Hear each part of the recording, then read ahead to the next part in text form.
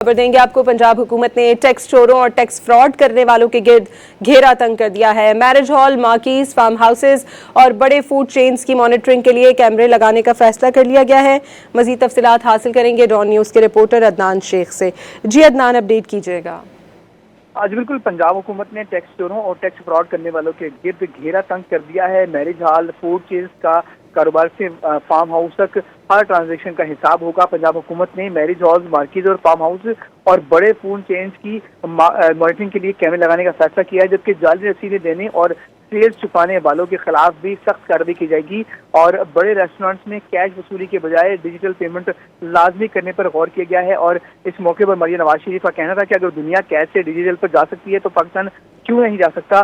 Tax चोरी पर no tolerance कैमरे की आंख भी देखेगी और डिजिटल सिस्टम भी पकड़ेगी। उनका कहना था कि टैक्स वसूली और सेक्टरल मैपिंग की हर हफ्ते रिपोर्ट जो है वो पेश की जाएगी। और माली साल 2026-27 के लिए 528.5 अरब रुपए का जो रेवेन्यू है उसका हदफ मुकर्रर किया गया है। और उन्होंने कहा है कि कैश इकोनॉमी से डिजिटल अदायगियों की जानिब जो है मुंतकिली का जो है वो किया जाएगा। जबकि नवाज शरीफ की सदर पंजाब रेवेन्यू से मुतल्लिक जो है वो अहम फैसला एक अहम इजलास में हुआ है। पंजाब रेवेन्यू कलेक्शन में 38% इजाफा, वसूली 250 से 340 अरब तक पहुंची गई है।